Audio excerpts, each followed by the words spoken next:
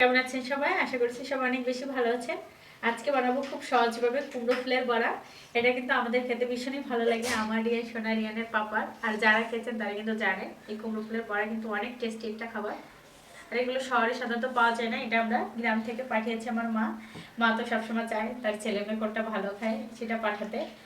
এখন এগুলো দিয়ে আপনাদের সাথে খুব সহজভাবে রেসিপিটা শেয়ার করব। তাহলে চলুন বন্ধুরা, আমি কিভাবে খুব সহজে বড়াটা তৈরি করি আপনারাও কিন্তু দেখে খুব সহজে তৈরি করে খেতে পারবেন। এই বড়াটা কিন্তু অসম্ভব মজার, আর বাচ্চারা তো খুব মজা করে খায়। বন্ধুরা, আমি কিছু মসুর ডাল ভিজিয়ে রেখেছিলাম, এটা কিন্তু বেসনের কাজ করবে। এটা আমি শিলপাটে বেটে নেবো, আপনার চাইলে কিন্তু মিক্সির মধ্যে দিয়েও পেস্ট করে নিতে পারেন, আপনাদের যেভাবে সুবিধা হয়। এটা না দিয়েও করা যায়, কিন্তু এটা দিলে একটু টেস্টটা ভালো আসে এই আর কি। আমি ডালগুলো এবার শিলনোড়ায় বেটে নেবো।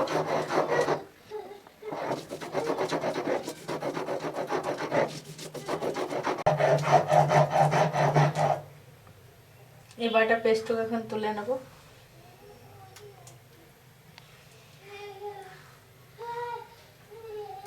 আমি সম্পূর্ণগুলো ডালগুলো বেটে পেস্ট করে নিয়েছি।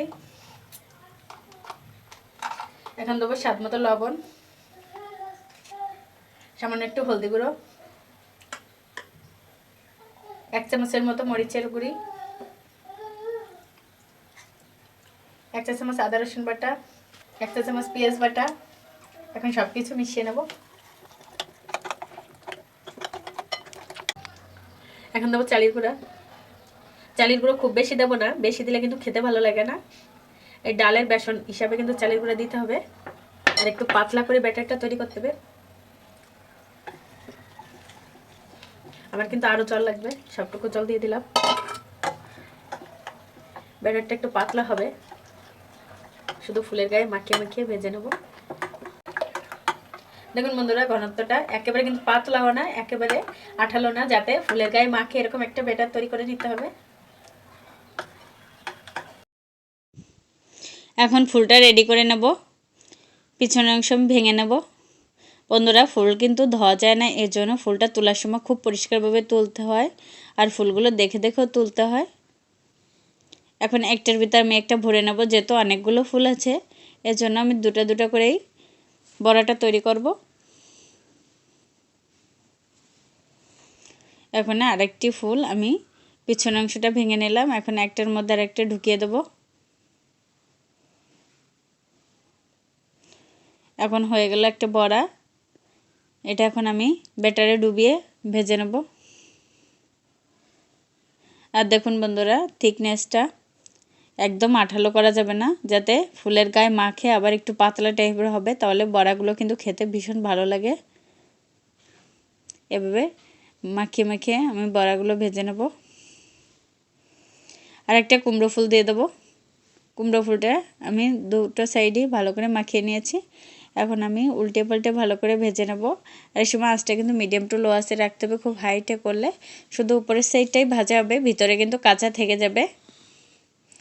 এখন আমি উল্টিয়ে নেব, একটু সময় ধরে ফুলের বড়াগুলো আমি ভেজে নেব। ফুলের বড়াগুলো হয়ে গেছে, এখন একটা প্লেটের মধ্যে তুলে নেব।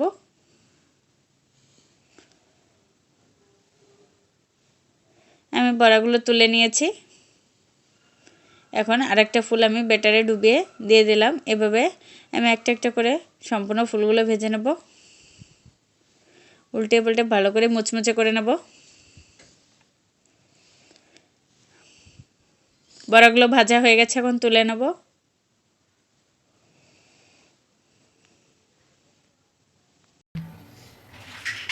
দেখুন বন্ধুরা, কুমড়ো ফুলের বড়াগুলো আমি ভেজে একটা প্লেটের মধ্যে সাজিয়ে নিয়েছি, কতটা সুন্দর লাগছে। আর এই বড়াটা খেতে কিন্তু ভীষণ মজার। আমি একটু টেস্ট করে দেখি স্বাদটা কেমন হলো। আমার তো জিভে জল চলে এসেছে। বন্ধুরা, পুরমোর করছে, ভীষণ মুচমুচে হয়েছে, যেহেতু আমি ডালের বেসন ব্যবহার করেছি।